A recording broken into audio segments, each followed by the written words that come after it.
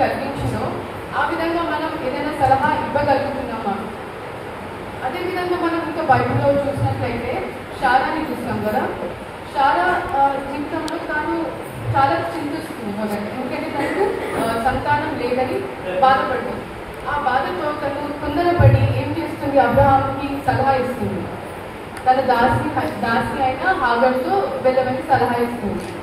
ఆ సలహా ఎక్కడికి దారి తీస్తుంది? కొత్త జనాంగంకి దారి తీస్తుంది. అంటే తొందరపాటుతో ఆమె ఇచ్చిన సలహా అది.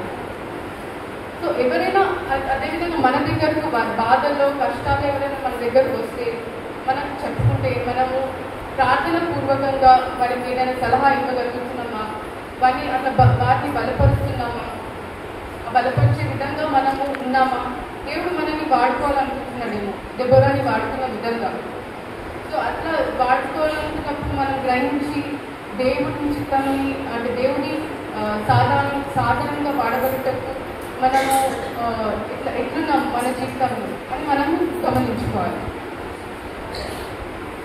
అది మంచి సలహా ఇవ్వగలగాలి మనం, కానీ ఇస్తే స్వీకరించే వారు కూడా ఉండాలి కదా. అది కుటుంబంలోనైనా, సంఘంలో అయినా, సమాజంలో అయినా, పురుషులే కానీ ఎవరైనా కదా. మనం ఇస్తే సలహా స్వీకరించే విధంగా వారు ఉంటారు. అయితే ఇక్కడ చూసినట్లయితే దెబోరా సలహా ఇచ్చింది. అయితే బరాక్ అనే గొప్ప వ్యక్తి కదా, అతను సోల్జర్స్కి హెడ్, అంటే సైన్యాధిపతి. అతనికి అవసరం లేదు అంటే లెక్క చేయడం, కానీ అతను కూడా విని గ్రహించి ఆమె మాటని అన్న సలహాని తీసుకొని ముందుకు వెళ్తారు కదా. సో అంగీకరించాడు అతను దెబోరా యొక్క సలహాని. అదేవిధంగా మన కుటుంబంలో కూడా సలహా ఇచ్చినప్పుడు స్వీకరించే విధంగా ఉండాలి. కానీ కొందరు ఏం చేస్తారు, ఇప్పుడు మీరు ఏదైనా సలహా ఇచ్చారనుకోండి కుటుంబంలో, పురుషులకే కానీ చర్చ్కి రమ్మని, లేకపోతే తాగొద్దు, స్మోక్ చేయొద్దు అని, అప్పుడు ఎలా ఉంటుంది? మీరు ఇచ్చిన సలహాని బట్టి వాళ్ళు ఎట్లా రియాక్ట్ అవుతారు?